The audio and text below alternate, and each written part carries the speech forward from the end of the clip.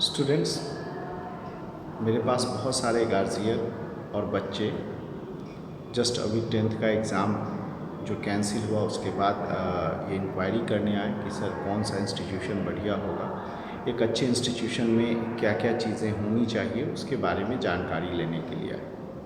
तो उसी जानकारी को मैं आपके साथ शेयर करता हूँ पॉइंट बाय पॉइंट कि आफ्टर 10th अगर आप किसी भी कॉम्पिटिटिव एग्ज़ाम के लिए जाते हैं तो किस तरह के इंस्टीट्यूशन को आप अधिक से अधिक प्रेफर करेंगे। अगर हम पहले पॉइंट की बात करें तो किसी भी एजुकेशनल इंस्टीट्यूशन के लिए उसका फैकल्टी मेंबर, उसका जो टीचिंग स्टाफ है वो बहुत इम्पोर्टेंट रोल प्ले करता है आपके सक्सेस में। जो ये टीचिंग मेंबर्स होते हैं या जो ये टीचिंग फैकल्टी होती है, मेक श्योर कि ये उस पार्टिकुलर बैकग्राउंड से बिलोंग करते हों जिस पार्टिकुलर बैकग्राउंड के लिए आप प्रिपरेशन के लिए जा रहे हैं। लाइक सपोज़ मैं एक दो एग्ज़ाम्पल यहाँ पे ऐड करना चाहूँगा कि suppose if you want to be go for engineering, आप इंजीनियरिंग की तैयारी के लिए जाना चाहते हैं, तो अगर फैकल्टी मेंबर अगर इंजीनियरिंग बैकग्राउंड का हो तो ये बहुत ही अच्छा है। इवन अगर वो इंजीनियरिंग बैकग्राउंड का नहीं हो तो जिस पार्टिकुलर सब्जेक्ट को पढ़ा रहा हो उसके पास उसका प्रॉपर क्वालिफ़िकेशन और एक लंबा एक्सपीरियंस हो, जिसके पास इस तरह का एक्सपोजर हो कि उस सब्जेक्ट में उसकी अच्छी पकड़ हो। नॉट ओनली दैट वन, उस सब्जेक्ट का कंटेंट का ही अच्छी जानकारी, उन्हें ये भी पता हो कि आखिर जो सिलेक्शन होता है उस पार्टिकुलर सब्जेक्ट में किसी भी कॉम्पिटिटिव एग्ज़ाम में तो किस स्टैंडर्ड के क्वेश्चन पूछे जाते हैं, किस तरह के वेरिएशंस आते हैं। और ये सारी चीज़ें तभी पॉसिबल है जब उस पार्टिकुलर फैकल्टी को उसका एक्सपीरियंस हो।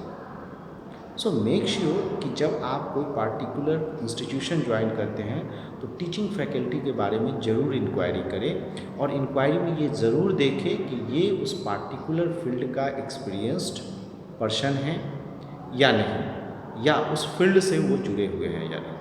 क्योंकि फिर क्या होगा ना, वो आपको उसी डायरेक्शन में मोटिवेट और गाइड करेंगे। अगर उनको उस पार्टिकुलर एरिया या फील्ड के बारे में बहुत ज़्यादा डेप्थ या एक्सपीरियंस नहीं होगा तो बहुत बार ऐसा देखा गया है कि वो बच्चों को मिसगाइड कर देते हैं। सो इससे बचे, आप वैसे ही इंस्टीट्यूशन को सेलेक्ट करें जहाँ फैकल्टी मेंबर अच्छे हो।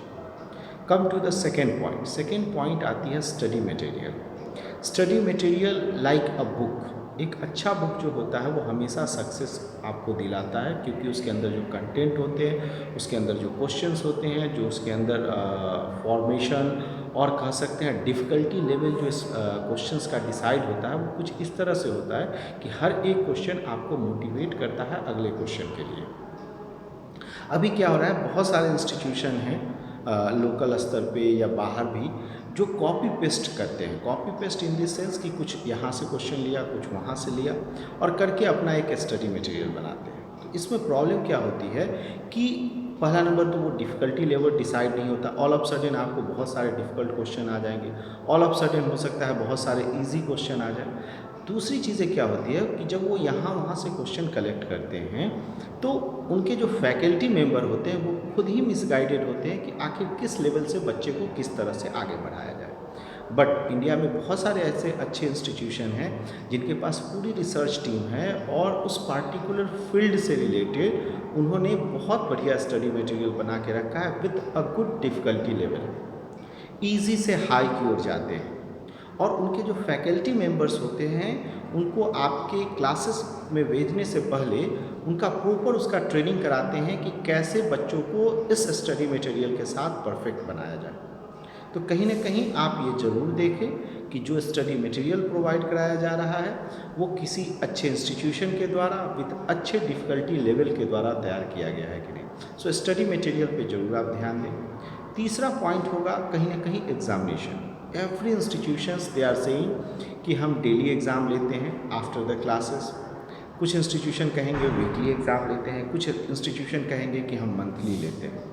तो आपको देखना है कि जो ये एग्ज़ामिनेशन हो रही है, क्या मेरे जो इसमें क्वेश्चन पूछे जाते हैं क्या ये चैप्टर वाइज एग्ज़ामिनेशन है टू चेक कि यू अंडरस्टैंड द कंसेप्ट और नॉट। क्योंकि बहुत सारे एग्ज़ामिनेशन क्या होता है सून आफ्टर चैप्टर होते हैं, उससे क्या होता है उनको सिर्फ चेक करना होता है कि जो चैप्टर पढ़ाई गई है उसकी अंडरस्टैंडिंग आपके अंदर आए या नहीं। बहुत सारे ऐसे एग्जामिनेशन होते हैं जो उस पार्टिकुलर चैप्टर से रिलेटेड जो कॉम्पिटिटिव एग्ज़ाम में एक्सपेक्टेड क्वेश्चन हो सकते हैं, वो क्वेश्चन पूछे जाते हैं। और शायद मुझे लगता है कि अगर इस तरह के इंस्टीट्यूशन जो एक्सपेक्टेड क्वेश्चन रखते हैं एग्ज़ामिनेशन में, वो बच्चों को अधिक सक्सेस करा सकते हैं।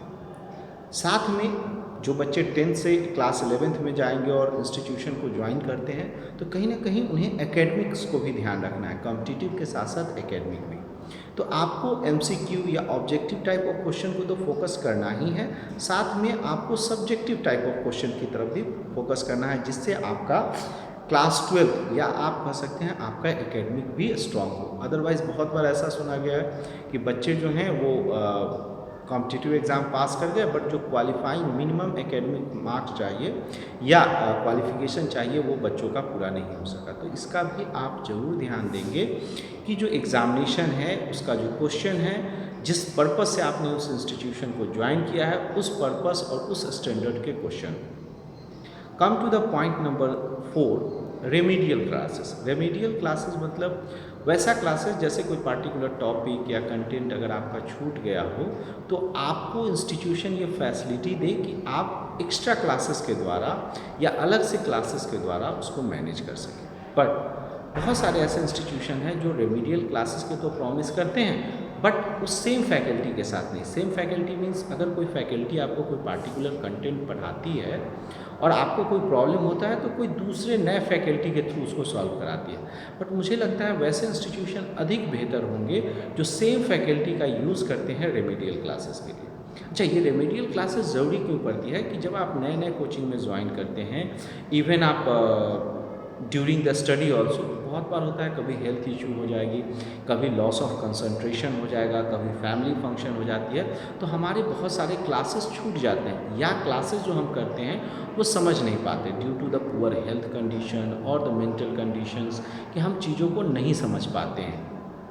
नए जगह आप जाएंगे तो वहाँ एडजस्टमेंट का इशू होगा, तो आपके बहुत सारे लेसन्स छूट जाते हैं या फिर अंडरस्टैंडिंग उस लेवल तक नहीं होती।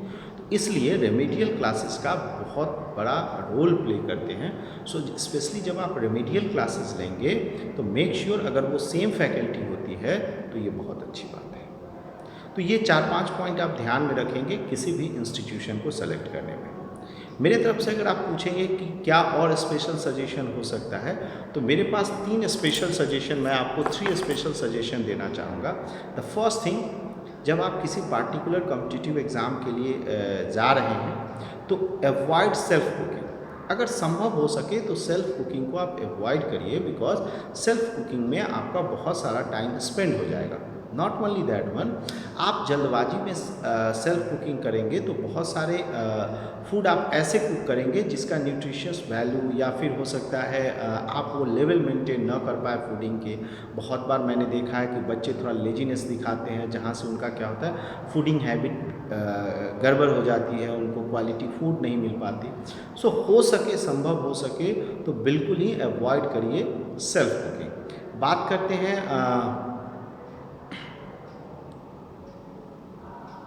कोशिश करिए कि जो ये अभी कोरोना का टाइम है, इसमें कहीं ना कहीं आप बचने की कोशिश करिए बाहर जाने से, क्योंकि अगले 2-2.5 साल जो है बिल्कुल ही कोचिंग इंस्टीट्यूशन डिस्टर्ब होंगे। अगर आप अपने शहर के बाहर के किसी भी कोचिंग इंस्टीट्यूशन को सेलेक्ट करते हैं तो क्या होगा, आप वहाँ जाएंगे, अगले 1-2 महीने में फिर डिस्टर्ब होगा, तो फिर आप घर आएंगे, घर से फिर बाहर जाएंगे, तो क्या होता है ना, एडजस्टमेंट में हमारा बहुत सारा टाइम अननेसेसरी वेस्ट हो जाता है। तो मेरे साइड से ये स्पेशल सजेशन रहेगा कि अभी बाहर को प्रेफर करने से अच्छा है कि आपके अगर होम टाउन में जो बेहतर इंस्टीट्यूशन हो, जहाँ आपका स्टडी रेगुलर बेसिस पे चल सके, आप वैसे इंस्टीट्यूशन का सिलेक्शन करिए। और जो तीसरा सबसे इम्पोर्टेंट है, हमेशा आप फोकस रहिए कि आपका गोल क्या है, आपने जो गोल तैयार किया है आप उस तक अचीव करते रहिए। इसके लिए आप हमेशा बात करते रहिए अपने सीनियर से, अपने टीचर से, कि आखिर आपको किस तरह से उस लेवल में पहुंचेंगे। अगर आपको कोई डिफ़िकल्टी हो तो आप अपने सीनियर और अपने टीचर से कीप ऑन टॉकिंग, क्योंकि बात जब आप करेंगे तो समस्याओं का सही सॉल्यूशन मिलेगा and accordingly you act that. So ये सारे पॉइंट्स ध्यान रखेंगे, ये बहुत हेल्पफुल पॉइंट्स है आपको सिलेक्शन ऑफ कोचिंग इंस्टीट्यूशन का। नॉट ओनली दैट वन, आपको ये मदद करेगा कि कैसे आप अपने लाइफ में सक्सेस करें। Thank you to everyone.